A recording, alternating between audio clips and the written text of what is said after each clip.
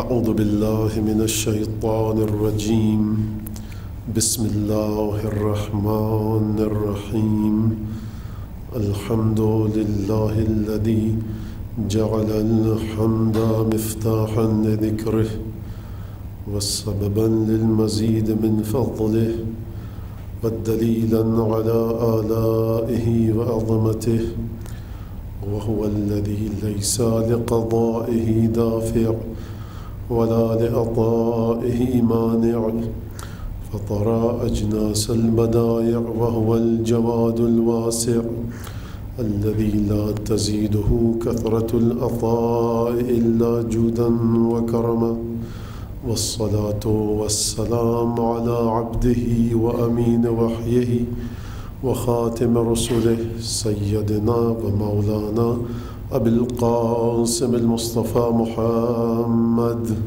اللهم صل على محمد واللعن والصلاة والسلام على عبده وأمين وحيه وخاتم رسله وعلى أهل بيته الطيبين الطاهرين الذين أذهب الله عنهم الرجس وطهرهم تطهيرا اللهم صل على محمد واللعن الدائم على أعدائهم أجمعين أما بعد فقد قال الله تبارك وتعالى في قرآنه المجيد وفرقانه الحميد وقوله الحق وهو أصدق القائلين أعوذ بالله من الشيطان الرجيم يعلمون ظاهرا من الحياة الدنيا وهم عن الآخرة هم غافلون صلوات بجي محمد وآل محمد.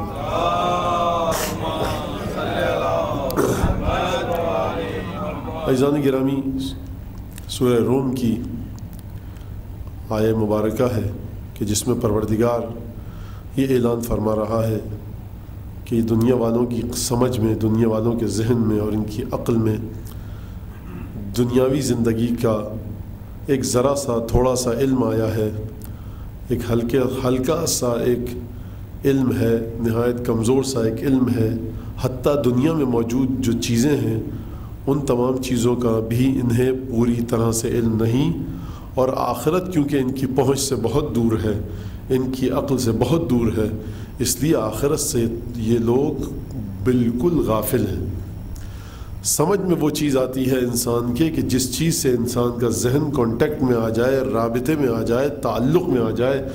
جب آخرت ایسے قوانین کا مجموعہ ہے کہ جو وہاں گیا وہ لوٹ کر نہ آیا، اور جو وہاں گیا اور لوٹ کر آیا اس کی بات سمجھنے کے لیے کوئی تیار نہیں، کہ جو ہستیاں اس دنیا سے تعلق رکھتی ہیں وہ ہستیاں کہ جن کا علم اس دنیا پر بھی محیط ہے اور اس دنیا پر بھی، ان کی بات سمجھنے کے لیے دنیا والے تیار نہ ہوئے، طرح طرح کے ان پر ظلم و ستم کیے، اور خود جا کر دیکھ نہ پائے کہ وہاں ہو کیا رہا ہے، تو اب گمراہ تو ہونا ہی ہے. گمراہی ان کا مقدر ٹھہری.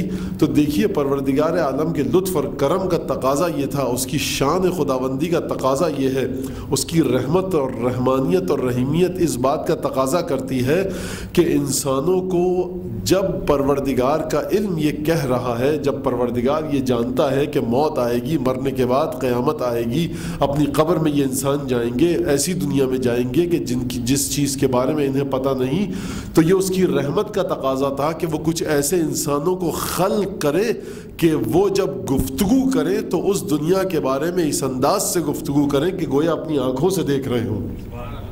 اور جب وہ اپنی آنکھوں سے گویا کہ دیکھ کر گفتگو کر رہے ہوں تو کیونکہ بات جتنی خطرناک ہوتی جائے، بات جتنی عجیب و غریب ہوتی جائے، بات جتنی اہم ہوتی جائے، شخصیت بھی اتنی ہی مضبوط ہونی چاہیے. تو جب پروردگار عالم ایسی ہستیوں کو بھیجے گا کہ جو اس دنیا کے عجیب و غریب قوانین بتلائیں گے، تو یہ پروردگار ان کی شخصیت کو بھی اتنا مضبوط کر کے بھیجے گا کہ اگر علم پر گفتگو کریں گے تو یہی شخصیتیں آپ آپ کو سید و سردار علم کا نظر آئیں گی. شجاعت پر گفتگو ہوگی تو یہی شخصیتیں سب سے آگے ہوں گی.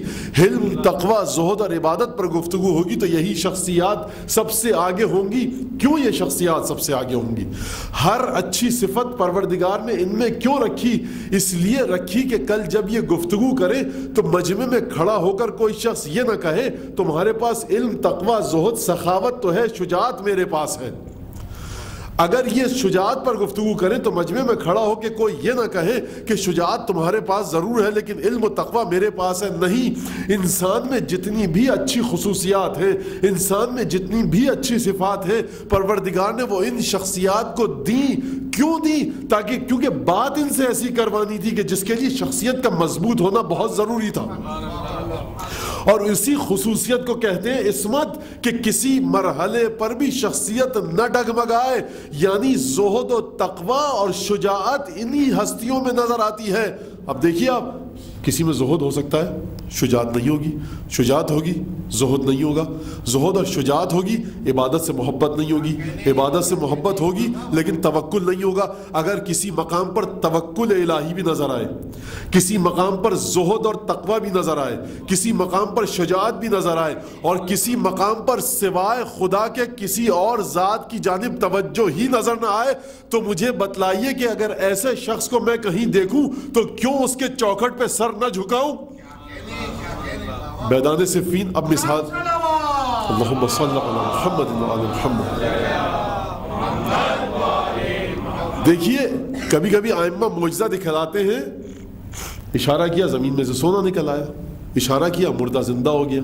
اور کبھی کبھی معجزہ در معجزہ ہوتا ہے. توجہ فرمائیے گا اس لفظ سے، معجزہ در معجزہ. یعنی ائمہ وہی کام کرتے ہیں جو سب کر رہے ہوتے ہیں، لیکن اس انداز سے کرتے ہیں کہ کوئی بھی ویسا کام نہیں کر سکتا. وہی کام جو سب کر رہے ہیں، امام وہی کام کر رہے ہیں، لیکن اس انداز سے کہ کوئی اس طرح سے کام نہ کر سکے. واقعہ آپ کے سامنے، اشارہ کر کے آگے بڑھ جاؤں گا. جنگ صفین ہے. جنگ صفین وہ جنگ ہے کہ اب صفین پہ مسئلہ چلا جائے گا، چھوڑ دیجیے. عجیب و غریب جنگ ہے. لیلۃ الحریر اسی جنگ میں آئی، اور یہ وہ جنگ تھی جس کے بارے میں مولا کائنات نے کہا تھا کہ اب ایسی جنگ کروں گا کہ جس کے سامنے پچھلی میری جو ایک جنگ ہوئی ہے نا، وہ بچوں کی تلوار بازی کا کھیل لگے گی. جس کے بارے میں اشجع کائنات، اشجع عالم یہ کہے، کائنات کا شجاع ترین شخص یہ کہے کہ اب ایسی جنگ کر کے دکھاؤں گا کہ جس کے سامنے پچھلی جنگ میری بچوں کی تلوار بازی کا کھیل لگے. تو سوچئے کہ وہ جنگ کیسی ہوگی جب جنگ لڑنے والا شجاع ترین کائنات کا شخص یہ کہے. لیکن ایک دفعہ تہجد کی نماز کا وقت ہوا، واجب نماز کا وقت نہیں ہوا تھا. دونوں لشکروں کے درمیان تابڑ توڑ تیر آ رہے ہیں. مسلح بچھایا، تہجد کی نماز ادا کی. نماز ادا کرنا ایک فعل ہے، لیکن علی ابن ابی طالب نے سمجھا دیا کہ یہی فعل دنیا والے کرتے ہیں، لیکن اسی فعل کے ذریعے میں اپنا توکل بھی بتلاؤں گا، شجاعت بھی بتلاؤں گا، سخاوت بھی بتلاؤں گا، دنیا کی کوئی بے حیثیت ہونا بھی بتلاؤں گا. اور لشکر کے درمیان یہ جو جنگ ہو رہی ہے نا، اس کی اوپر بھی دلیل دوں گا کہ علی ابن ابی طالب کی نظروں میں یہ جنگ اس کی کوئی حیثیت نہیں. کیسے؟ کہا دیکھو، اگر علی اپنی جان کے سلسلے میں بخیل ہوتے، کنجوس ہوتے، شہادت سے گھبراتے تو یہاں نماز نہ پڑھتے. اگر عبادت کا شوق ہوتا تو نماز ہی نہ پڑھتے. اگر توکل نہ ہوتا کہ جو اس کا حکم، اگر اسی دوران تیر لگ جائے مر جاؤں تو اس کا حکم ہے، اگر نہیں لگے تو اس کا حکم ہے. ایک ہی عبادت کئی اچھی صفات کو بتلایا. تو مجھے بتلائیے کہ ہے کوئی دنیا میں ایسا شخص کہ جو 2 رکعت نماز کے ذریعے بڑی بڑی صفات کو یکجا کر کے بتلا دے؟ تو شخصیت ایسی تھی، یہ پروردگار کی رحمت کا تقاضا تھا، کیونکہ بات کروانی تھی بڑی اہم، اس لیے علی ابن ابی طالب کو صفات دی. اچھا، اب یہاں پر نوجوان بچے بھی، نوجوان دوست بھی سننے والے بیٹھے، مثال دے دوں. ذرا مثال پر غور کیجیے گا. یہ مثال میں اکثر دیتا رہتا ہوں. اب جو لوگ اس مثال کو سن چکے ہوں گے، مولانا کوئی دوسری مثال پیش کر دیجئے. اب یہ مثال بڑی اچھی لگتی ہے مجھے خود، اور بات بہت واضح طریقے سے سمجھ میں آ جاتی ہے. آپ گئے، طبیعت خراب ہوئی آپ کی، کسی ڈاکٹر کے پاس گئے، آپ نے تختی پڑھی، کہا صاحب MBBS فلاں فلاں فلاں فلاں، بر صغیر کی یونیورسٹی، انگلستان، یورپ کی جتنی، امریکہ، کینیڈا، ہر جگہ امریکہ کے بیمہ ہاسپٹلز میں تجربہ ہے، کینیڈا، یورپ، بر صغیر کے ہسپتالوں میں کام کرنے کا تجربہ ہے, کوئی 20-25 سال کا تجربہ ہے, اور دنیا کی بڑی بڑی یونیورسٹیز میں پڑھایا ہے اور بڑا زبردست ڈاکٹر ہے. اب آپ نے تختی پڑھی, آپ نے نہیں یہ تو تختی لکھی ہوئی ہے تو جھوٹ تھوڑی لکھا ہوگا. آپ چلے گئے, ڈاکٹر نے آپ کو دوائیں دی, بہرحال آپ خوش ہو کر اطمینان سے دوائیں دے کر آ گئے کہ اچھے ڈاکٹر کو دکھایا ہے میں نے. بات واضح ہے نا, وہ مشکل مثال نہیں, بہت آسان مثال. اچھا, اب ایک اور پیرائے میں بات کروں. اب اگر کوئی جائے اور تختی اکھاڑ لے, اوکے مولانا یہاں ایک ڈاکٹر بیٹھتے ہیں, بڑے زبردست ڈاکٹر ہیں, میں کہوں گا اچھا جتنا مجھے آپ پر اعتماد ہوگا اتنا مجھے آپ کی بات پر اعتماد ہوگا. اب تختی تو نہیں لگی ہوئی, یونیورسٹیز کے نام بھی نہیں ہے, میں چلا جاؤں گا آپ کی بات پہ اعتماد کر کے. اب ایک دفعہ میں ڈھونڈتا ڈھانڈتا آ رہا ہوں, نہ تختی لگی ہے نہ کچھ لگا ہے. دیکھا ایک جگہ ایک کمرے میں ایک صاحب بیٹھے ہیں, اسٹیتھوسکوپ لٹکایا ہوا ہے, تھرمامیٹر رکھا ہوا ہے, بلڈ پریشر کا جو آپریٹرس ہے وہ رکھا ہوا ہے. میں سمجھوں میں ڈاکٹر نے, حضور السلام علیکم, ڈاکٹر صاحب میں طبیعت خراب تھی, کہا اندر تشریف لے آئیے. پوچھا کہ کہاں سے پڑھیں, کہا یہ میں کہاں سے پڑھا ہوں, اس کو چھوڑیے, آپ اپنا مسئلہ بتائیے کیا ہے. تو میں ان کو اپنا مسئلہ بتاؤں گا, وہ دوا دے دیں گے. اچھا اب سوال آپ کے سامنے دیکھیے, ایک وہ شخص ہے تختی دیکھ کر علم کا اندازہ کرتا ہے, اور ایک وہ شخص ہے کہ جس کو ڈاکٹر کا علم جانچنے کے لیے تختی کی ضرورت نہیں. جو تختی دیکھ کر علم کا اندازہ کرتا ہے وہ مجھ جیسا ایک سیدھا سادہ مولوی ہوتا ہے کہ صاحب پڑھ کر کہا یہ تختی سچ ہی کہہ رہی ہوگی تبھی تو یہ علم ہوگا. لیکن جو آدمی بغیر تختی دیکھے ہوئے اندر جا کر ڈاکٹر کے علم کا اندازہ کرے تو اسے خود کسی نہ کسی حد تک میڈیکل سائنس پر عبور ہونا چاہیے نا. جب ہی وہ جا کر جانچے گا, تولے گا, پڑتال کرے گا کہ صاحب ڈاکٹر صاحب کا علم کتنا ہے, تو مجھے بتلائیے کہ اب آل محمد کا علم اس سطح پر ہے کہ کس میں جرت ہے کہ کہیں ہم بھی کہیں نہ کہیں کسی سطح پر ہیں آل محمد کے علم کی, ذرا گفتگو کیجئے تاکہ علم کو جانچیں. تو مولا اکثر یہ کہا کرتے تھے دیکھو جو تمہارے سوالات ہیں وہی پوچھ لو, وہی سمجھ میں آ جائیں گے, تم کہاں ہمارے علم تک آؤ گے. ہم نے کوئی تختی نہیں لگائی اپنے گھر کے باہر, اگر تختی لگائیں بھی تو تمہاری سمجھ میں کیا آئے گا. شخص آتا ہے سید الشہداء کے پاس, کہا مولا مجھے اسم اعظم تعلیم دیجئے. کہ مولانا نے کہا کہ تیری طاقت نہیں ہے. 3 دفعہ اصرار کیا. اثبات الحداد میں شیخ حر عاملی نے یہ معجزہ لکھا ہے. اب اسے معجزہ کہیے آپ یا کوئی اور واقعہ کہیے. کہتا ہے کہ حسین ابن علی نے میرے کان میں اسم اعظم بتایا, میرے سر کے بال سفید ہو گئے اور مجھے یاد بھی نہیں کہ وہ کیا بتلایا تھا. اب دیکھیے یہ ایک الگ چیز ہے, اس پر بحث میں گفتگو نہیں کرنا چاہتا, لیکن اسم اعظم حسین ابن علی بتلا رہے ہیں, سر کے بال سفید ہو گئے دفعتاً واحدہ, اور کہہ رہے ہیں مجھے یاد بھی نہیں کہ کیا بتایا تھا. مسئلہ یہ ہے کہ آل محمد کے علم کا اور ہر اچھی صفت کا, بلکہ ہر صفت کا عام لوگوں سے اتنا فاصلہ ہے کہ اگر لوگ جانچ پڑتال کرنا بھی چاہیں تو کس بلبوتے پر. یہاں انہی ڈاکٹر صاحب نے جن یونیورسٹیز میں پڑھا ہے, آپ نے کچھ کتابوں کو انہی کی پڑھ لیا اور اس کے بعد دیکھ کر جانچ لیا کہ ہاں گفتگو کی ہے, لگتا ہے کہ ٹھوس ڈاکٹر ہیں, مضبوط ڈاکٹر ہیں. آل محمد سے آپ کے علم کو کیسے جانچیں گے؟ آل محمد کے علم کی تختی ہے تو کیا آل محمد کے علم کی تختی وہی تختی ہے جو رسول خدا نے عطا کی کہ دیکھو انی تارک فیکم الثقلین کتاب اللہ و عطرتی. اگر آل محمد کے علم کو جانچنا ہے تو ایک طرف قرآن کو رکھو, دوسری طرف آل محمد کے علم کو. یہ قرآن ان کا تعارف نامہ ہے, یہ قرآن ان کا انٹروڈکشن ہے کہ قرآن ان سمجھائے گا ان کی شخصیت کیسی ہے. تو اب ذرا توجہ کے ساتھ بات سنیے. وہ ڈاکٹر کے جسے جسمانی امراض کا علاج کرنا ہوتا ہے, بڑی بڑی یونیورسٹیز میں پڑھ کر آتا ہے, علاج کر کے اور کروا کے آتا ہے, درس دے کر آتا ہے, سبق سکھلا کر آتا ہے, تجربے کی لسٹ اور فہرست رکھتا ہے. کیوں؟ تاکہ اس کی شخصیت میں, اس کی بات میں وزن پیدا ہو اور معاشرے میں خطرناک امراض مبتلا لوگ اس کے پاس آئیں, کیونکہ کام بڑا خطرناک ہے, اس لیے اپنے پورے تجربے کو لکھے گا. اب مجھے بتلائیے کہ آل محمد کا کام کتنا خطرناک ہے, کتنا خطیر ہے, کتنا اہم ہے. اتنا اہم کام ہے. اب یہ کیسے اپنا تعارف کروائیں؟ بس یہ وہی بات تھی جس کے لیے آپ کو میں نے زحمت دی. ضرورت ہے دین کے, دین کی ضرورت کیا ہے؟ آل محمد کا کام اتنا خطرناک اور اہم ہے کہ پروردگار نے ان کا تعارف کروانے کی ذمہ داری اٹھا رکھی ہے. اب ان کا تعارف پروردگار کروائے گا. کیسے کروائے گا؟ بس وہی جو تقریر کے شروع میں نے عرض کیا تھا کہ جب بھی کسی صفت کی بات ہوگی, اگر آل محمد سے تعلق رکھنے والا کوئی امام روئے زمین پر ہوگا تو کوئی شخص بھی اس کی کسی صفت میں اس پر غلبہ نہیں پا سکے گا. کیوں؟ کیونکہ ارادہ الہی یہ ہے کہ یہ ہمیشہ سب سے آگے رہے. کیوں سب سے آگے رہے؟ کیونکہ پروردگار چاہتا ہے کہ بنی نوع انسانیت کے بیڑے کو یہ پار لگائیں, انسانوں کو یہ درس دے دین کا, مذہب کا, قیامت کے بارے میں یہ بتلائیں. پروردگار یہ چاہتا ہے, اس لیے ان کی شخصیت کو اس انداز سے خلق کیا. ایک درود بھیجیے محمد آل محمد پر. اس کو معاف کیجیے, بند کر دیں. جی جی بند کر, شکریہ.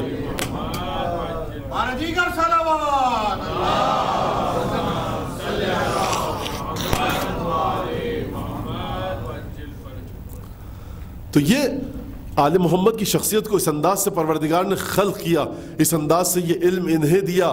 اب یہاں پر بچے پوچھتے ہیں کہ اگر انہیں علم دیا ہمیں بھی وہ علم دے دیتا تو ہم ان جیسے ہو جاتے. بچوں کا سوال ویلڈ ہے لیکن جواب ہے, یہ جواب دینے کی جگہ نہیں ہے, بعد میں بات کر لیں. اگر کسی کو یہ سوال ہے, امید تو نہیں ہے مجھے کوئی سوال ہوگا بھائی اس نے ان کو علم دے دیا ہمیں نہیں دیا, اب ہم کیا کریں. ایک تو سیدھا سادہ جواب یہ ہے, لیکن بہرحال تفصیلی جواب ہے, اگر کسی صاحب کو سوال ہو تو وہ بعد میں آ کر پوچھ سکتے ہیں. تو دیکھیے یہ آل محمد کی شخصیت کو اس انداز سے رکھا کہ قرآن ان کے علم کی تختی ہے, قرآن ان کا تعارف نامہ ہے. ان سے یہ اہم کام لینا تھا پروردگار کو, جب ہی انہیں اس انداز سے اچھی صفات دیں اور عطا کی. اب مسئلہ یہ ہے کہ ضرورت دین کے حوالے سے, ضرورت دین کے عنوان کے تحت گفتگو کرتے ہوئے پہلا سوال یہ سامنے آتا ہے کہ آخر دین کی ضرورت کیوں ہے؟ تو دین کی ضرورت اس لیے ہے کہ جو کل میں نے مثال پیش کی تھی کہ بچہ بطن مادر میں جب ہوتا ہے اور اس سے یہ کہا جائے کہ تمہیں یہ دوائیں کھانی ہیں, ماں کو یہ دوائیں کھانی ہیں, بچہ اگر اسے زبان دے دی جائے اور بچہ یہ پوچھے کہ مجھے کیوں یہ دوائیں کھانی ہیں, تو کہا جائے گا تم ایک سسٹم کے تحت پیدا ہوگے, اس دنیا میں جاؤ گے کہ جہاں طرح طرح کے امراض ہیں, تمہیں اسکول جانا ہوگا, نوکری کرنی ہوگی, اپنے پیروں پر چلنا ہوگا, آنکھوں سے دیکھنا ہوگا, کانوں سے سننا ہوگا. اگر یہ تمام چیزیں نہ کی جائیں, یہ ویکسینیشن نہ ہو, یہ ٹیکے نہ لگائے جائیں, دوائیں یہ نہ دی جائیں, تو اگلی زندگی میں تمہیں مشکلات پیش آئیں گی. سسٹم یہ ہے, خلق اس طرح سے کیا گیا کہ تمہیں اس کے بعد ایک اور دنیا ملے گی, وہاں جاؤ گے. تو سسٹم پروردگار نے اس انداز سے خلق کیا ہے, ہمیں اس انداز سے پیدا کیا ہے کہ اس دنیا کے بعد ایک اور دنیا ہے, جو کام یہاں انجام دیں گے اس کا نتیجہ اور خود انہی کاموں کو وہاں دیکھیں گے. تو اب ضرورت اس بات کی تھی کہ ایسے کاموں کو انجام دیا جائے اس دنیا میں کہ جو مطابقت رکھیں, ہارمونی رکھیں, کوآرڈینیشن ہو, الائنمنٹ ہو ان کی, ان کاموں کی کس چیز کے ساتھ, اس دنیا کی زندگی کے ساتھ, تاکہ جب اس دنیا میں جائیں تو کسی مشکل کا سامنا نہ ہو. اور یہی وہ مقام ہے کہ جہاں قیامت کے عقیدے کی اہمیت کا اندازہ ہوتا ہے. حضور دیکھیے آج کہتے ہیں کہ انسان نے بڑی ترقی کر لی. کتنی ترقی کر لی انسان نے؟ بہت ترقی کر لی. گھنٹوں کا سفر سیکنڈوں میں ہو جاتا ہے. دنیا کے اس کونے سے اس کونے آپ ایک پیغام بھیجیے, اب آپ سب جانتے ہیں, تفصیل میں جانے کی ضرورت نہیں ہے, فٹ سے پیغام پہنچ جاتا ہے, ویڈیو فلم پہنچ جاتی ہیں, تصویر پہنچ گئی. کہتے ہیں کہ ابراہیم لنگن کو جب اس دنیا سے وہ رخصت ہوئے تھے قاتلانہ حملے کے بعد, تو 6 مہینے میں خبر ہندوستان پہنچی تھی. اور بقول کسی کا اب واقعہ ہوتا نہیں کہ خبر وہاں پہنچ جاتی ہے, واقعہ رونما ہونے سے پہلے ہی لوگ کہہ دیتے ہیں کہ یہ واقعہ ہو گیا. تو بہت دنیا تیز ہو گئی ہے, ترقی کر لی ہے انسان نے, ہزاروں میل کا سفر چند گھنٹوں میں ہو جاتا ہے. تو اب اگر کوئی یہ کہے کہ انسان نے ترقی نہیں کی ہے بلکہ تنزل کیا ہے, تو آپ میری عقل پر ہنسیں گے, مولانا کیا بات کہہ رہے ہیں. تو دیکھیے عجیب ہے, پروردگار کہیں تو اپنی بات کو سمجھاتا نا کہ تم نے آل محمد سے منہ موڑا, اے دنیا والو تم ترقی کرتے رہے, لیکن اچانک تم نے دیکھا کہ اس ترقی کے ساتھ ساتھ اتنی مشکلات نے تم کو آ گھیرا کہ اب تم ان مشکلات کا حل ڈھونڈنا چاہتے ہو, ڈھونڈ نہیں پا رہے. انسان نے کہا ترقی کر لی, ہم چلے گئے, آگے بڑھتے گئے, صاحب پیٹرول نکل آیا, پیٹرول کو صاف کر کے گاڑیاں اور ہوائی جہاز چلنے لگے.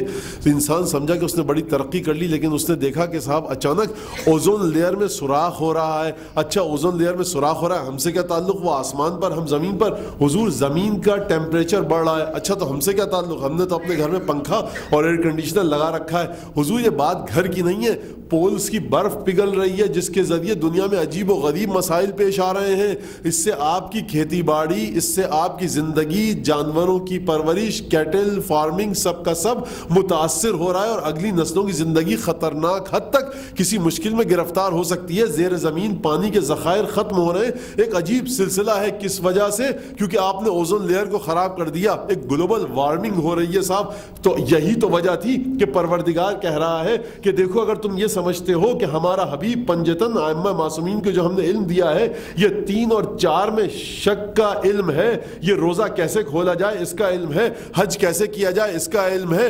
پروردگار نے کہا نہیں، ہم نے ایسا علم دیا ہے کہ دین کا بھی علم دیا ہے اور تمہاری اس دنیا کا بھی علم دیا ہے۔ سورہ اعراف کی 157ویں آیت میں پروردگار نے ارشاد فرمایا کہ ہم نے ایسا رسول بھیجا ہے کہ یحرم علیہم الخبائث ویحل لہم الطیبات، ہم نے ایسا رسول بھیجا ہے کہ جو بری اور غلیظ چیزوں کو ان پر حرام کرے گا، جو اچھی اور طیب اور پاک و طاہر چیزوں کو ان کے لیے حلال کرے گا، وَيَضَعُ عَنْهُمْ إِصْرَهُمْ وَالْأَغْلَالَ الَّتِي كَانَتْ عَلَيْهِمْ، اور ہم نے ایسا رسول بھیجا ہے کہ جو ان کے ہاتھوں اور پیروں میں پڑی ہوئی بیڑیوں اور توقوں کو کھول دے گا، جو انہیں گرفتاریاں اپنی زندگی میں لاحق ہو رہی ہیں ان سے نجات دلائے گا۔ تو آج اگر رسالت اور امامت کی ضرورت ہے، نہ پڑھیے آپ نماز، روزہ نہ رکھیے، دین پر مت چلیے، لیکن یہ جو دوسری مشکلات ہیں نا کہ جنہیں سائنس حل کرنے سے قاصر ہے، عجیب لفظ استعمال کیا پروردگار نے، اگر رسول صرف حرام حلال بتلانے کے لیے آتا تو آیت یہ کہہ چکی ہے کہ یحل لہم الطیبات ویحرم علیہم الخبائث، بری چیزوں کو حرام کرے گا، اچھی چیزوں کو حلال کرے گا۔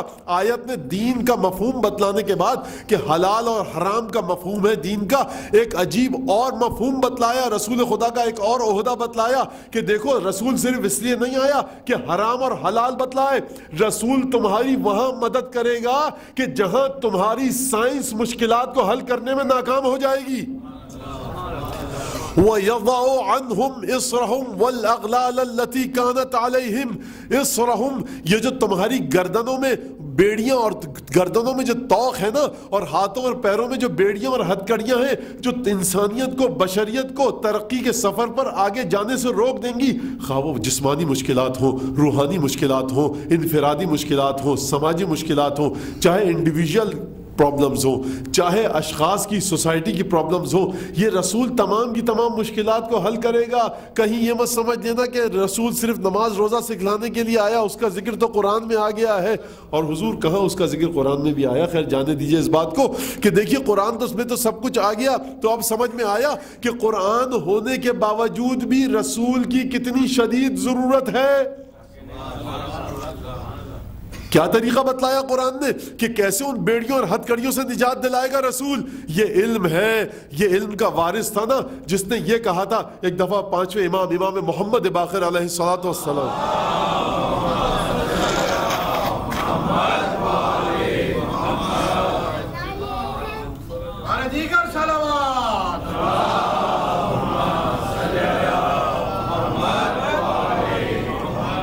اموی بادشاہ کو مشکل مسئلہ ایک درپیش آتا ہے کہ سکے صاحب عیسائی بادشاہ سکے اپنے مہر لگا کر ان پر داخل کر دیتا ہے اس کو اسلامی بازار میں، اسلامی معاشی اور اقتصادی نظام میں۔ امام باقر کو بلایا جاتا ہے کہ ابن رسول اللہ حل کیجئے، آپ تو کہہ رہے تھے نا کہ ہمیں کتاب کافی ہے، اگر کتاب کافی تھی تو رسول خدا کے فرزند کو مدد کے لیے کیوں طلب فرمایا؟ آپ تو یہ کہہ رہے تھے کتاب کافی ہے، جب متوکل کے دربار میں بحث چھڑی کہ ہاتھ کاٹے جائیں چور کے، یہاں سے کاٹے جائیں، انگلیاں کاٹی جائیں، کوہنیوں سے کاٹے جائیں، بازو سے کاٹے جائیں، اگر بازو سے ہاتھ کاٹا جائے تب بھی ہاتھ کاٹنا ہے، اگر کوہنی سے کاٹے جائیں تب بھی ہاتھ کاٹنا صادق آتا ہے، اگر کلائی سے کاٹے جائیں تب بھی ہاتھ کاٹنے کا مفہوم صادق آتا ہے، لیکن کاٹا جائے تو کہاں سے کاٹا جائے؟ تو مت بلوائیے آپ نوے امام محمد تقی کو، خود حل کر لیجئے مسئلے کو۔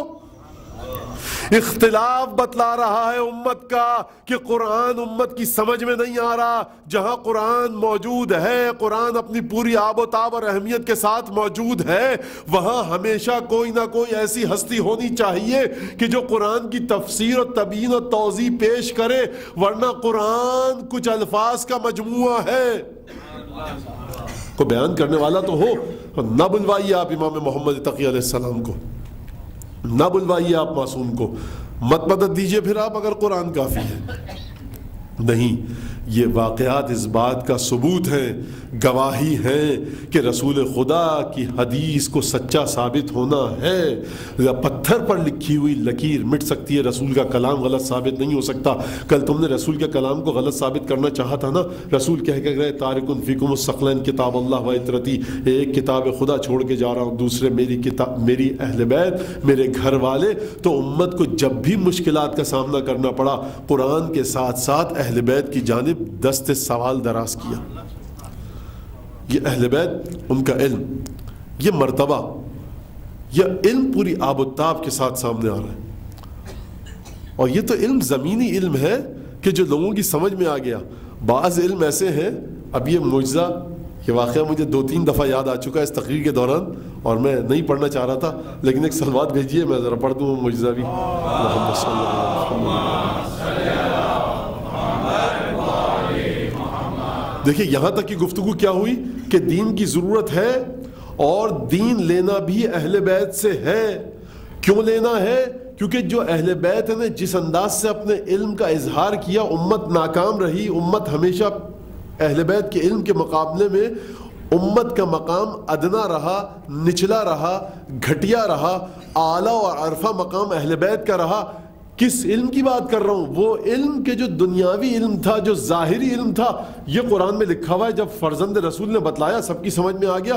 عجیب کیا کہا یا ابنا رسول اللہ. اس آیت کو تو گویا ہم آج پہلی مرتبہ دیکھ رہے ہیں. آپ محتاج ہیں اس بات کے جو قرآن میں آیت موجود ہے، وہ جب اس کے بارے میں رسول کا بیٹا، رسول کا فرزند تفسیر بتلائے تو آپ یہ کہیں کہ ہم گویا آج اس آیت کو پہلی بار دیکھ رہے ہیں. تو ذرا مجھے بتلائیے کہ وہ علم اور اس علم کے وہ گوشے کہ جہاں تک عقل بشریت پہنچ ہی نہیں سکتی، اس علم کے بارے میں آپ کیا کہیں گے؟ مسجد کوفہ میں مولا کائنات، جو لوگ عراق کی زیارت کر چکے ہیں، کربلا کی، نجف کی، پروردگار ان کی زیارتوں کو قبول فرمائے. اور جو نہیں گئے، پروردگار جلد از جلد انہیں زیارت کی توفیق نصیب فرمائے. ایک درود بھیجیے ذرا محمد آل محمد.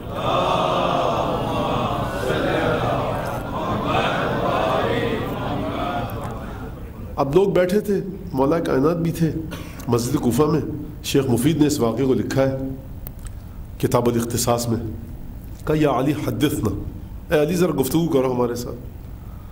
کہ لا طاقت لکم، کوئی تم برداشت نہیں کر سکتے میری گفتگو. اب یہ بھی عجیب، کیا کہا جائے؟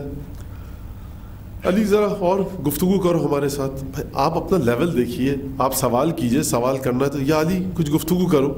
مطلب ایک عام آدمی کے پاس آئے ہیں کہ ذرا اور کیا حال چال ہے، کچھ ہے کوئی نئی تازی خبر بتلائیے. علی ابن ابی طالب وارث علم الاولین والآخرین کے پاس جب آپ بیٹھے ہیں تو مجلس میں بیٹھنے کا ڈھنگ سیکھیے. جو سوال ہے مولا قبر میں کیا ہوگا، مولا میرے اعمال قبول ہوئے، میری نمازیں صحیح ہیں، اگر غلط ہے تو بتلائیے کیا کروں، کیا کوئی میرا گناہ باقی تو نہیں ہے. اور آج کے بھی مومن کو چاہیے کہ جب زری پر جائے معصومین کی تو دعا یہ مانگے، مولا کوئی بھی ایسا غلط کام نہ ہو جو مجھ سے اب سرزد ہو. مولا اگر کوئی گناہ ایسا ہے کہ جو ابھی تک معاف نہیں ہوا تو آپ معاف فرما دیجئے. یا علی حدثنا حدثنا لا طاقت لکم لا بد لک. علی بات کرو. مولا کائنات نے کہا اچھا اٹھو، یہاں پر بات نہیں ہو سکتی مسجد میں. گھر لے کر آئے، بٹھایا اور کہا دیکھو انا الاول وانا الاخر، انا الظاہر وانا الباطن، انا احیی وانا امیت. میں اول ہوں، میں آخر ہوں، میں ظاہر ہوں، میں باطن ہوں، میں زندہ کرتا ہوں، میں مارتا ہوں. ارے مجمع میں تو کھلبلی مچ گئی. کفر علی، کفر علی، علی کافر ہو گئے، نعوذ باللہ علی کافر ہو گئے. لوگ اٹھے اور دروازے کی طرف بھاگے.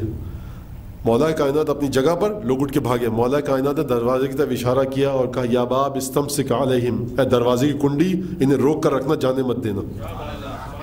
ابھی 8-10 لوگ کنڈی کو کھولنے کی کوشش کر رہے ہیں. وہ کنڈی، وہ چٹخنی جو ایک انگلی کے اشارے سے چلی جائے، اگر ارادہ ہو جائے صاحب ارادہ کا، اگر اس کا ارادہ ہو جائے کہ جس کا ارادہ خدا کا ارادہ ہے. ایک درود بھیجے محمد آل محمد پر. محمد صلی اللہ علیہ وسلم. اور کیونکہ شیخ مفید نے اس واقعے کو لکھا ہے اس لیے ان کے اصال ثواب پہ بھی ایک صلوات بھیجیے.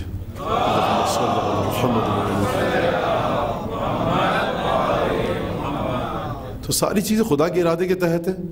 علی بن ابی طالب نے کہہ دیا یعنی خدا نے کہا، علی نے ارادہ کیا یعنی خدا نے ارادہ کیا. یا باب استمسک علیہم، اے دروازے انہیں روک کے رکھنا، جانے مت دینا. ابھی 8-10-15 لوگ مل کر دروازہ کھولنے کی کوشش کریں، دروازہ نہیں کھل رہا. کہا کہ مولا یہ کیا ادھر سے بات ایسی, کام ایسا کریں تو کیا کریں؟ اب کہا آؤ بیٹھو تمہیں سمجھاتا ہوں. کہا میں نے پہلا جملہ کیا کہا تھا؟ انا الاول وانا الاخر, پہلا میں ہوں آخری میں تھا. کہا انا اول من آمن برسول اللہ وآخر من شایعہ, میں سب سے پہلا وہ شخص تھا جس نے رسول کی تصدیق کی اور آخری شخص تھا جس نے رسول کو قبر میں اتارا. انا احیی و انا امید, میں زندہ کرتا ہوں اور مارتا ہوں. انا احیی السنہ و امیت البدعہ, میں رسول کے کردار کو زندہ کرتا ہوں اور رسول کے کردار کے سامنے جو چیز آتی ہے اس کو مار دیتا ہوں. انا الظاہر و انا الباطن, اس کا مطلب یہ ظاہر بھی میں باطن بھی میں. انا عندي علم الظاہر و انا عندي علم الباطن, میرے پاس ظاہر کا علم بھی ہے, میرے پاس باطن کا علم بھی ہے. جب مولا کائنات نے گفتگو کی تو لوگوں نے کہا فرج اللہ عنک فرجت عنا, علی اللہ تمہاری مشکلات کو دور کرے, تم نے ہماری بڑی مشکل کو دور کر دیا آج. اور پھر دروازہ کھلا, اشارہ کیا اور چلے گئے.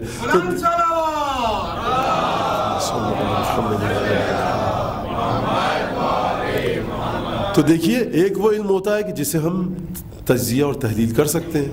امام کے پاس گئے, امام نے کہا 5ویں 6ٹھے 7ویں کسی بھی امام کے پاس گئے, کہا دیکھو یہ آیت لکھی ہوئی ہے, اس میں یہ لفظ ہے, اس لفظ کے عربی میں یہ معنی ہے, اس سے یہ معنی نکلتا ہے, تو یہ واضح ہے. امام نے کہہ دیا, ہم نے سمجھ لیا, ٹھیک ہے. لیکن یہاں بھی ہمیں امام کی ضرورت ہے. اگر امام نہ سمجھائے وہی سیدھی سی بات تو سمجھ میں نہیں آتی.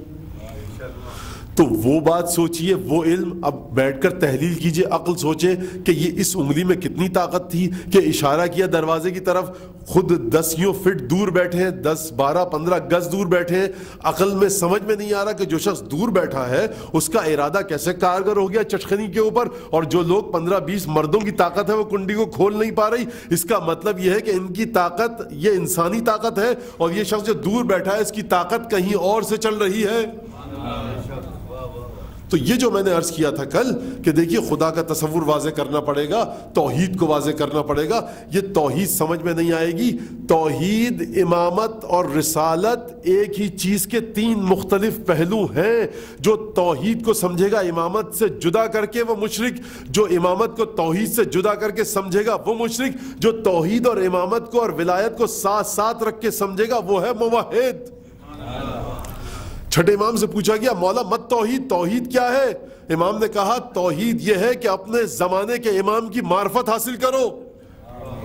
مولا یہ آپ سے پوچھ رہا ہے کہ توحید کیا ہے, آپ کہہ رہے ہیں اپنے امام زمانہ کی معرفت حاصل کرو. اس میں فرق کیا ہے, سلسلہ کیا ہے, سمجھ میں نہیں آ رہا. وہ آپ سے توحید کی بات پوچھ رہا ہے, آپ امام کو توحید کے ساتھ شریک کر کے بتلا رہے ہیں کہ اپنے امام زمانہ کی معرفت حاصل کرو.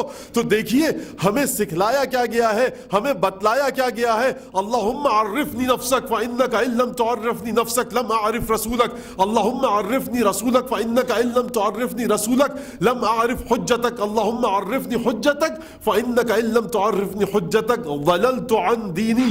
پروردگار مجھے اپنی ذات کی پہچان کروا, کیونکہ تو نے اگر اپنی ذات کی پہچان مجھے نہ کروائی میں تیرے رسول کو نہ پہچان پاؤں گا. پروردگار اپنے رسول کی پہچان مجھے کروا, کیونکہ اگر تو نے اپنے رسول کی پہچان مجھے نہ کروائی تو میں اپنے امام زمانہ کو پہچان نہ پاؤں گا. پروردگار میرے امام زمانہ کی شناخت اور پہچان مجھے کروا, کیونکہ اگر میں اپنے امام کو نہ پہچان پایا. توجہ فرمائیے گا, بات ہوئی خدا کی ذات سے شروع کہ پروردگار مجھے اپنی ذات کی شناخت کروا. رسول خدا کی شناخت کے بعد رسول کی شناخت, رسول کی شناخت کے بعد امام زمانہ کی شناخت, اور امام زمانہ کی شناخت اگر نہ حاصل ہوئی پروردگار مجھے امام کی شناخت کروا, کیونکہ اگر تو نے مجھے میرے امام کی شناخت نہ کروائی تو کیا ہوگا؟ وللت عن دینی, میں اپنے دین سے گمراہ ہو جاؤں گا. لاکھ آپ اللہ کو مان لیں کہ خدا ہے, یہ شجر, یہ مدر, یہ حجر, یہ دریا, یہ سمندر دلیل ہے خدا کے وجود کی. نجات ابھی نہیں ممکن. لاکھ آپ رسول کو پہچان لیں, جب تک رسول کے ساتھ امام کو نہ پہچانا, اور معرفت کا وہ سلسلہ, توحید کا وہ سلسلہ جو خدا کی ذات سے شروع ہوا تھا, جب تک اس میں امام زمانہ کے وجود کو ضم نہ کیا جائے نجات ممکن ہی نہیں. محمد صلوات.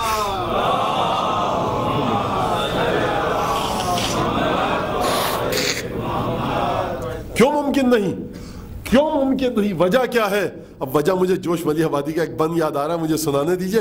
اگرچہ بڑا اس پہ اعتراض ہوتا ہے اور میں پوری طرح سے واقف ہوں, یہاں کی بات نہیں کر رہا, جہاں جہاں جاتا ہے یہ مسئلہ تو کافی اعتراض ہوتا ہے, لیکن بہرحال مجھے یہ بند سنانے دیجیے کہ کس وجہ سے امام کے بغیر عقیدہ نامکمل ہے. قرآن کے الفاظ تو بے جان الفاظ ہیں, اس چیز کو ذہن میں رکھیے گا. قرآن کے الفاظ ایسے ہیں کہ مولا کائنات نے جب مناظرے کے لیے اور مباحثے کے لیے عبداللہ ابن عباس کو بھیجا, کہا دیکھو یاد رکھنا قرآن سے گفتگو مت کرنا. فَإِنَّ لِلْقُرْآنِ وُجُوهٌ یا إِنَّ الْقُرْآنَ ذُو وُجُوهٍ, قرآن کی ہر آیت کی کئی تفسیر کئی ترجمے ہو سکتے ہیں. تم ایک تفسیر کے ذریعے بات کرو گے, وہ دوسری تفسیر اور تعویل کے ذریعے جواب دے دیں گے. حدیث کے ذریعے بات کرنا. مولا کائنات سمجھ چکے ہیں نا.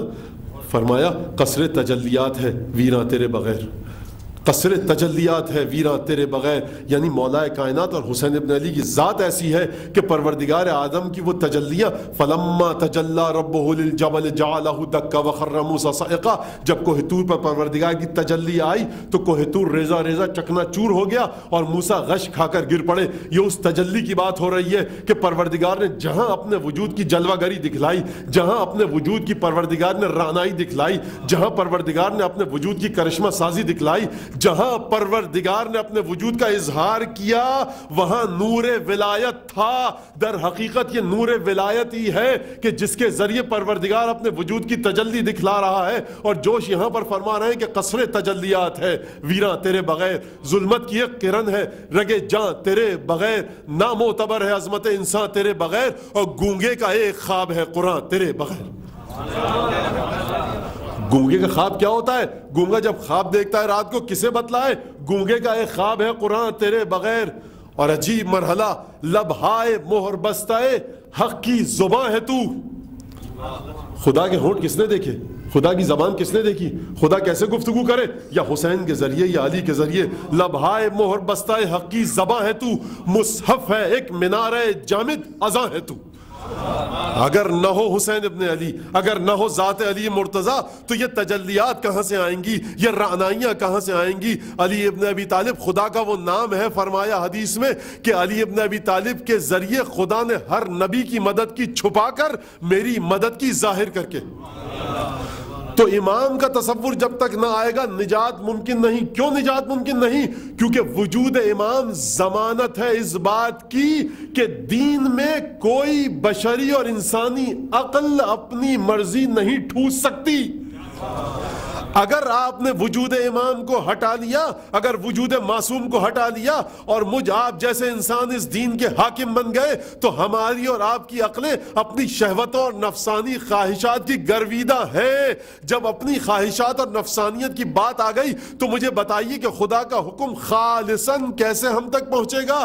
تو ایسی عقل کی ضرورت ہے, ایسے نفس کی ضرورت ہے, ایسی ذات کی ضرورت ہے. وہ ذات اس مقام پر ہو, وہ ذات اتنی بلندی پر ہو, وہ ذات اس مقام پر ہو کہ فرشتے میدان کربلا میں جب آ کر کہیں کہ اے حسین ابن علی, خدا نے ہمیں آپ کی مدد کے لیے بھیجا ہے اور خدا نے حکم دیا ہے کہ خود حسین سے جا کر اجازت لو, آپ پروردگار سے ملاقات کرنا چاہتے ہیں شہادت کے بعد یا کامیابی چاہتے ہیں؟ اگر حکم دیں ابھی لشکر کو تہس نہس کر کے رکھ دیں. کہا کہ نہیں, بل اللقاء, مجھے خدا کی ملاقات چاہیے. فرشتے آئے ہیں مدد کرنے کے لیے. تو یہ ولایت وہ مرتبہ ہے. امام زمانہ کا وجود حضرت حجت ابن الحسن صلوات اللہ وسلامہ علیہ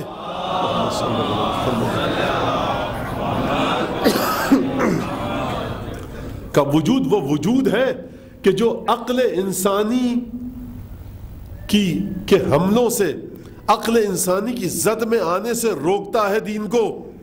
دین پروردگار کے علم کی تجلی ہے. دین وہ روشنی ہے, وہ کرن ہے جو علم الہی کی جانب سے آئی ہے, جس میں علم الہی کی تصویر ہے. اب اس تصویر کو اسی طرح سے باقی رہنا ہے, کیونکہ باقی رہنا ہے. اس میں کسی انسانی ذہن کی, کسی انسانی سوچ کی, کسی انسانی ہاتھ کی دخالت نہیں ہونی چاہیے. اس لیے امام کو رکھا گیا کہ جیسا حکم آیا ویسا ہی حکم آئے گا. اور یہاں سے وہ علماء اصول اور علماء فقہ, وہ جو ایک عجیب و غریب قسم کی بحث ہے وہ یہاں سے چھیڑتے ہیں, جس کے یہاں پر جگہ نہیں ہے یقیناً, کہ ولایت کرتی کیا ہے. اب آپ سن لیجئے, ایک جملہ کہہ کر بس مصائب کی طرف آؤں گا. مولانا امام نے تو شاید کہا ہو کہ جمعے کی نماز واجب ہے, کسی کا فتویٰ واجب کا ہے، کسی کا فتویٰ واجب تخیری کا ہے، کوئی مستحب کہتا ہے، کوئی فلاں فتویٰ دیتا ہے، ایک نماز، اتنے سارے مسئلے. تو دیکھیے یہی وجود ولایت ہے. اگر ولایت کی بنیاد پر کوئی بات کی جائے اور حقیقتاً غلط ہو تو یہاں پر وجود ولایت بالکل پروردگار عالم کے ناموں کی طرح ہے کہ اگر تم غلط کام بھی کر رہے ہو، غلط طریقہ تم تک پہنچ گیا لیکن حجت موجود ہے، دلیل موجود ہے، تو یہاں ولایت علوی ہے، یہاں ولایت امام زمانہ ہے جو کمپنسیٹ کرتی ہے تمہارے غلط اعمال کو، البتہ ان غلط اعمالوں کو کہ جن پر تمہارے پاس غلط دلیل پہنچ گئی. یہ ولایت کا معنی یہ ہے کہ جہاں پر علماء اصول نے اپنی کتابوں میں لکھا ہے. مجھے نہیں پتا کس حد تک بات واضح ہوئی، لیکن بالکل آخری لمحات چل رہے ہیں اور اس پر زیادہ گفتگو بھی نہیں کی جا سکتی.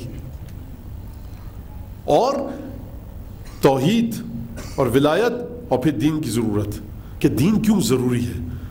دین صرف آخرت کے لیے ضروری نہیں ہے، اس دنیا کے لیے بھی ضروری ہے. اور اب آخری جملہ کہہ کر کہ دیکھیے بڑی ترقی کر لی انسان نے، میں نے ترقی کا ذکر کیا تھا، اس بات کو مکمل کرنے تھی. بڑی ترقی کر لی انسان نے، بہت آگے چلا گیا. کتنے آگے چلا گیا؟ اتنا آگے چلا گیا کہ جیسے جیسے ترقی کر رہا ہے سیکیورٹی کیمروں کے کاروبار میں برکت آتی جا رہی ہے. اگر آپ نے ترقی کر لی تھی تو یہ سیکیورٹی کیمرے، ہر جگہ سیکیورٹی کیمرے ہم اپنے بچپن میں دیکھتے تھے. بہت ہی زیادہ جو اہم جگہیں ہوتی تھیں، مقامات ہوتے تھے، وہاں سیکیورٹی کیمرے نظر آتے تھے تو ایک دوسرے کو کونی مار کے کہتے ہیں سیکیورٹی کیمرے لگے ہیں یہاں پر. اب تو یہاں پر صاحب ہمارے محلے میں دودھ کی دکان پہ بھی سیکیورٹی کیمرہ لگا. تو اگر آپ نے ترقی کر لی ہے تو کیسی ترقی کی ہے؟ کیا حیوانیت کے راستے پہ چل کے ترقی کی ہے کہ آپ اتنا ڈر گئے ہیں اپنے جیسے ہی دوسری مخلوق سے کہ سیکیورٹی کیمرے لگائے ہیں آپ نے؟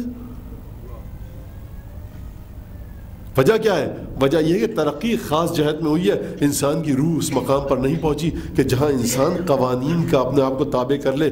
اچھا دیکھیے یورپ میں، مغربی یورپ میں یہ قوانین آ چکے ہیں، وہاں پہ بھی سیکیورٹی کیمرے موجود ہیں.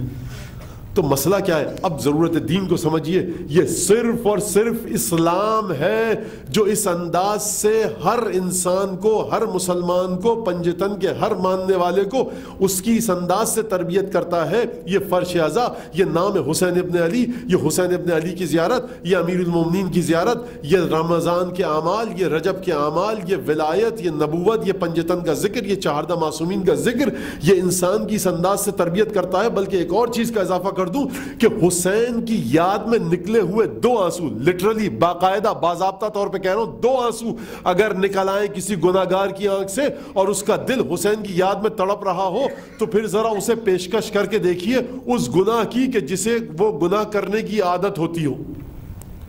کوئی شخص اگر ہو تاش کھیلتا ہے، اب تاش کھیلنا حرام ہے، وہ نکلے باہر اور رو کے نکلا ہو، ابھی آنکھوں سے آنسو پہنچ رہا ہو اور آپ اس سے کہیے مجلس ختم کر لی، ذرا تاش کھیلنے چلیے، وہ کہے گا کیا بات کہہ رہے ہو، حال دیکھ لو کہاں سے نکلا ہوں. اس کا مطلب یہ ہے کہ جہاں پر دنیا کے تمام قانون نافذ کرنے والے ادارے ناکام ہیں وہاں پر حسین کی یاد میں نکلے ہوئے 2 آنسو کہیں آگے ہیں.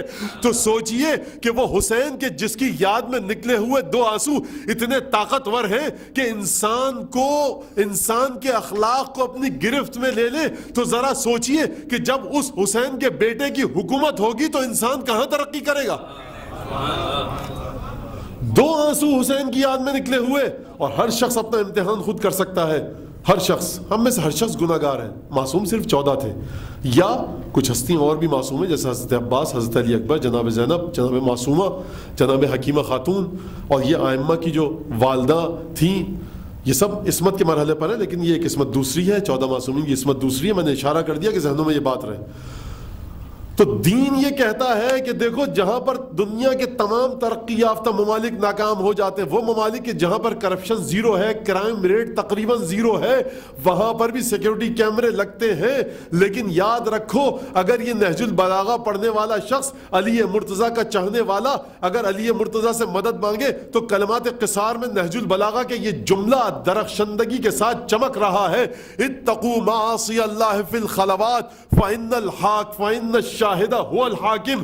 علی ابن ابی طالب کا یہ جملہ سیناگوگ پر لکھا جائے, مندر پر لکھا جائے, گردوارے پر لکھا جائے, مسجد پر لکھا جائے, امام باڑے پر لکھا جائے, ہر ملک کی پارلیمنٹ ہاؤس کے اوپر لکھا جائے, ہر ملک کی ہائی کورٹ سپریم کورٹ پر لکھا جائے, ہر ملک کے ایئرپورٹ اسٹیشن پر لکھا جائے, اس قابل ہے. یعنی علی ابن ابی طالب کی کوئی کیا مثال لائے گا؟ علی کے ایک جملے کی مثال کوئی نہیں لا سکتا. علی ابن ابی طالب اپنی ولایت کی ہمہ گیری, گستردگی اور ایکسپینشن کا ثبوت ایک جملے کے ذریعے دے رہے ہیں کہ دیکھو میرا ایک جملہ اس قابل ہے کہ بغیر کسی مذہب اور فرقے کی قید کے اسے ہر جگہ پھیلایا جا سکتا ہے کہ اللہ کا گناہ کرنے سے بچو, اللہ کی معصیت سے بچو تنہائی میں, کیونکہ جو دیکھ رہا ہے وہ کل فیصلہ کرے گا.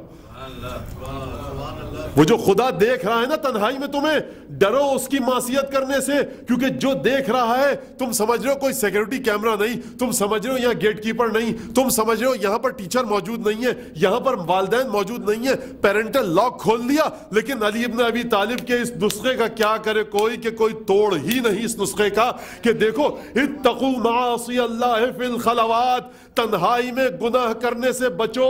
یہ علی ابن ابی طالب کا جملہ وہاں آتا ہے جہاں دنیا کے سارے سیکیورٹی سسٹم فیل ہو جاتے ہیں. اب کیا کوئی جواب لائے گا علی ابن ابی طالب کی شخصیت کا؟ علی ابن ابی طالب جس زلجنہ پر سوار ہو, اس زلجنہ کے سموں کے نیچے جو مٹی ہے اس کے برابر کوئی نہیں ہو سکتا. علی ابن ابی طالب کے علم کی کوئی کیا مثال لائے گا؟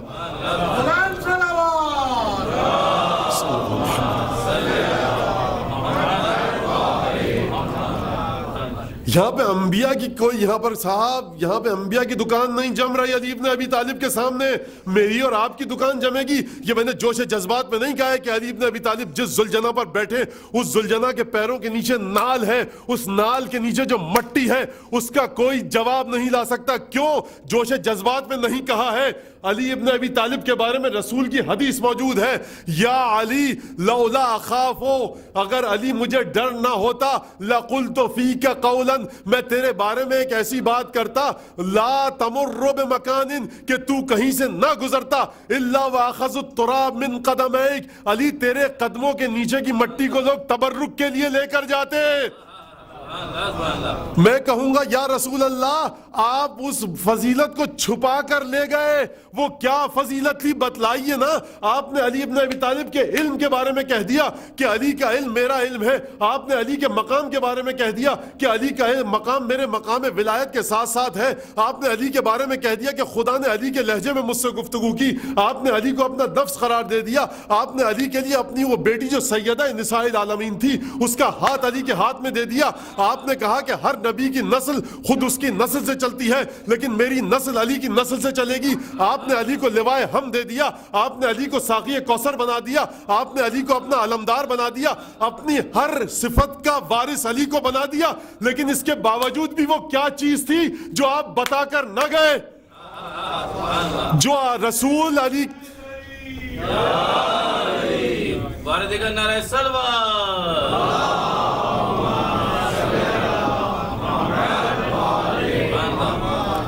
جو باتیں رسول خدا نے مولا کائنات کے بارے میں بتلا دی ہیں, توجہ فرمائیے گا, جو باتیں رسول خدا نے مولا کائنات کے بارے میں بتلا دی ہیں, کوئی ان باتوں کے کروڑویں حصے کا جواب نہیں لا سکتا.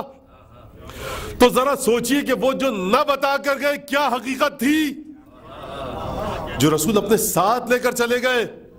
تو یہ جو کہا جاتا ہے نا کہ ائمہ کو ان کے مقام سے مت بڑھائیے, تو وہ لوگ اپنی عقل کو ذرا چیک کریں کہ پہلے مقام تو واضح کیجئے. جب رسول یہ فرما رہے ہیں کہ لا تمر بملائن, تو کسی انسانوں کے گروہ کے پاس سے نہ گزرتا مگر کہ علی ابن ابی طالب تیرے قدموں کی مٹی اٹھاتے. علی چاہے گھوڑے پر بیٹھ کر گزرے چاہے پیادہ گزرے, علی کے قدموں کی مٹی تبرک کے لیے لے کر جاتے.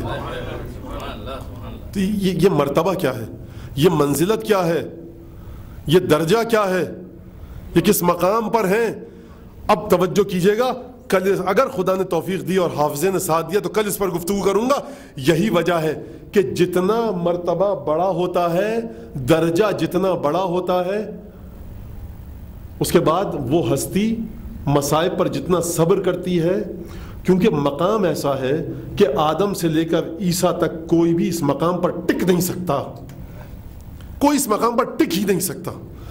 یہاں انبیاء کی کوئی حیثیت ہی نہیں، یہاں انبیاء جم ہی نہیں سکتے. جہاں پر انبیاء نہ جم پائیں وہاں پر میری اور آپ کی کیا اوقات، کیونکہ مقام اتنا بلند ہے تو جو مصائب ہیں وہ بھی اتنے بلند ہیں، اور ان مصائب پر جو ساتھ دے گا نا مولا کائنات کا، اس کی آنکھوں سے جو آنسو نکلیں گے، اب ان آنسوؤں کا کوئی مرتبہ تعین نہیں کر سکتا کہ خدا کتنے گناہ معاف کرے گا، جنت میں کتنے درجات دے گا. یہ جو آنسوؤں کا تعین کیا جاتا ہے نا کہ رونے پر جہنم سے معاف کر دیا، پروردگار نے رونے پر جنت میں بھیج دیا، تو دین کو سمجھیے، اپنی ناقص عقلوں کے ذریعے روایات کو سمجھنے کی کوشش مت کیجیے. 1 2 3 نہیں، سینکڑوں روایات ہیں جو اس بات پر دلالت کرتی ہیں کہ حسین ابن ابی طالب کے غم میں رونا. بعض گناہ ایسے ہیں کہ جن پر حسین کے گریے کے علاوہ کوئی اور چیز انہیں صاف ہی نہیں کر سکتی. کیا وجہ ہے اس کی؟ وجہ کیا ہے؟ وجہ بہت، میں ایک لے مین کے انداز میں، ایک عام انسان کے انداز میں فلسفہ بتا دوں. دیکھیے، پروردگار محبت کرتا ہے حسین ابن علی سے.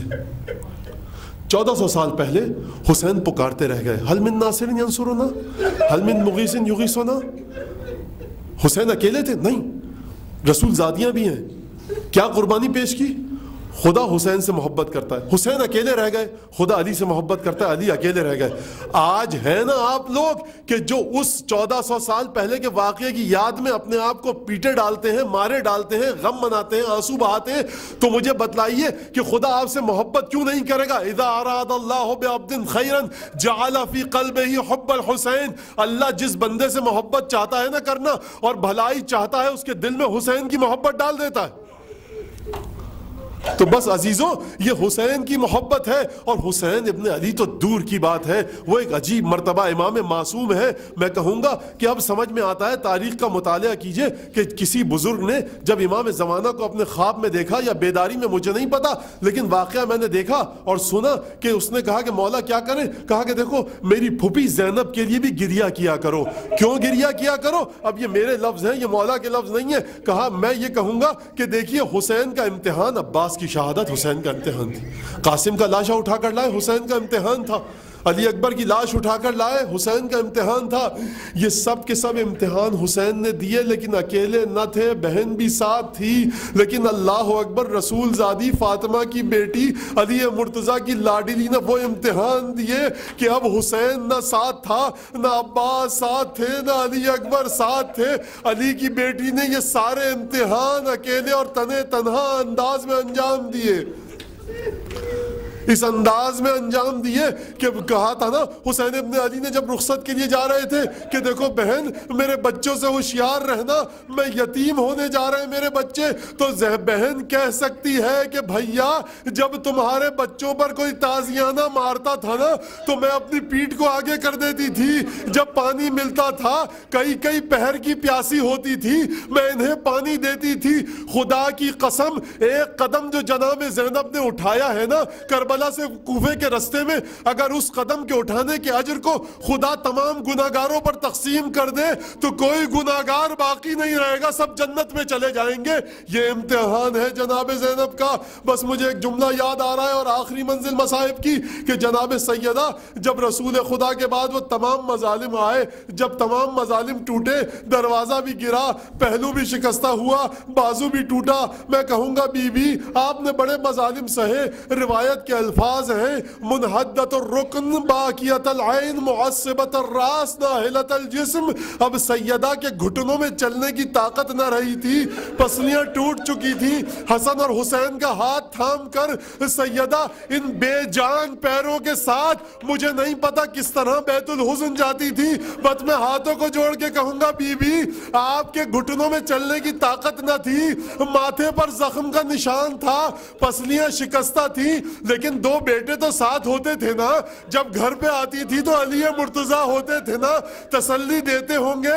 میں کہوں گا آئیے ذرا کربلا کے میدان میں, جب بہن زینب نے حسین کے یتیم بچوں کو اکٹھا کیا تو جب خیمے میں آئیں, اب خیمہ جل چکا تھا, علی مرتضیٰ نہ تھے جو تسلی دیتے. ایک بھائی حسن تھا, ایک بھائی حسین تھا, ایک کا سرنوں کے نیزہ پر تھا, ایک بقی میں محو آرام تھا. اب زینب تھی اور ظالموں کے تازیانے تھے, اب زینب تھی اور بچوں کے کانوں سے چھنے ہوئے گوشوارے تھے. الا لعنت اللہ علی القوم الظالمین وسيعلم الذين ظلموا أي منقلب ينقلب. پالنے والے تجھے قسم دیتے ہیں جناب زینب کی مظلومیت کی, جناب سیدہ کی, جناب سید شہداء کی مظلومیت کی, جو یہاں مومنین مومنات موجود ہیں اور دنیا میں جہاں جہاں بھی مومنین مومنات ہیں. پروردگار ان کی جان مال عزت و آبرو کی حفاظت فرما. پروردگار اگر یہاں کوئی مومن مومنہ یا دنیا میں کہیں بھی کوئی مومن مومنہ تنگ دست ہے, نادار ہے, قرض دار ہے, بے اولاد ہے, پریشان حال ہے, بے روزگار ہے, پروردگار ان کی مشکلات کو دور فرما. پروردگار اس عزاداری کو ہم سب سے جنہوں نے بھی اس عزاداری میں جس طرح سے بھی حصہ لیا, اس فرش عزا کو بچلانے میں جتنی بھی زحمت جس نے کی ہے, پروردگار بہترین اجر سے عنایت فرما. اور اس اجر کو قیامت میں پل صراط پر نامہ اعمال دیتے وقت, کفن دیتے وقت, ہمیں قبر کی پہلی رات جب ہماری آنکھ بند ہو رہی ہو, جب غسل میت دیا جا رہا ہو, پروردگار اس ذکر کو ذخیرہ فرما. پروردگار دنیاوی مشکلات سے نجات دلا. پروردگار قیامت تک کے لیے ہماری نسلوں میں 4 معصومین کے ماننے والوں کو پیدا کرتے رہی ہو.